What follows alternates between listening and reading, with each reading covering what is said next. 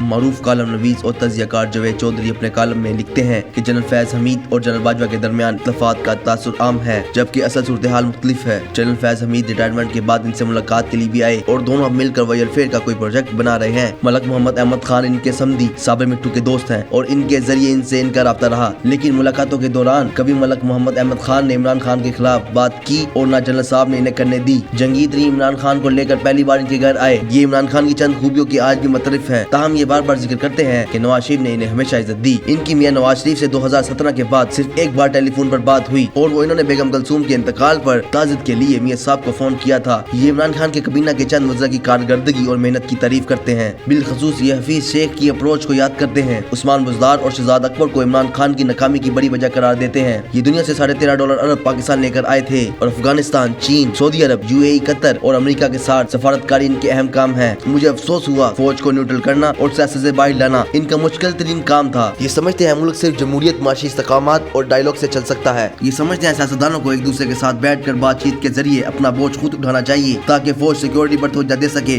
سیاست فوج کا کام نہیں ہے، اور جب بھی سیاست میں آئی ملک کو نقصان ہوا، یہ سمجھتے ہیں فوج کو سیاست سے باہر لا کر انہوں نے اپنی قربانی دے دی۔ یہ عمران خان کو سپورٹ کرتے رہے، اپنی مدت پوری کرتے اور عمران خان سے اپنے حق میں الوداعی تقریر کروا کر رخصت ہو جاتے۔ مجھے افسوس ہوا کہ یہ ایکسٹینشن کو اپنی بڑی غلطی سمجھتے ہیں اور اس پر انہیں بہت افسوس ہے، مگر یہ سچ ہے۔ عمران خان نے ان کو اعتماد میں لیے بغیر یہ فیصلہ کیا تھا، تاہم انہیں انکار کر دینا چاہیے تھا، لیکن افغانستان، بھارت اور داخلی معاملات اس وقت تک اتنے الجھا چکے تھے کہ یہ مجبور ہو گئے، مگر یہ اس مجبوری کے باوجود اسے اپنی غلطی سمجھتے ہیں۔ یہ ریٹائرمنٹ کے بعد پاکستان میں رہیں گے یا کسی دوسرے ملک میں عارضی یا مستقل رہائش اختیار نہیں کریں گے۔ مجھے افسوس ہوا کہ یہ میر صادق اور میر جعفر کے خطاب غداری کے ٹائٹل اور سازش کے بیانے پر اداس ہیں۔ یہ جو کچھ جانتے ہیں، یہ اگر اس کا 5% بھی بیان کر دیں تو ان کے مخالفوں کو منہ چھپانے کی جگہ نہیں ملے گی، لیکن یہ جواب نہیں دینا چاہتے۔ یہ اپنے ٹوین پوتوں کے ساتھ ریٹائرڈ زندگی انجوائے کرنا چاہتے ہیں۔ یہ اپنا کیس اللہ پر چھوڑ چکے ہیں، تاہم یہ سمجھتے ہیں ان سے اور فوج دونوں سے ماضی میں بہت غلطیاں ہوئی۔ ہم نے ان غلطیوں کو سیکھا اور ہمیں اب یہ غلطیاں دہرانی نہیں چاہیے۔ یہ جنرل فیض حمید کی انتھک محنت کا بھی اعتراف کرتے ہیں۔ یہ بتاتے ہیں یہ شخص 18 گھنٹے کام کرتا تھا اور اس کی ملک کے لیے خدمات ناقابل فراموش ہیں۔ یہ جنرل عاصم منیر کی ایمانداری پر پروفیشنل عزم اور ملک سے محبت کے بھی متعارف ہیں۔ ان کا خیال ہے کہ جنرل عاصم عربی زبان جانتے ہیں،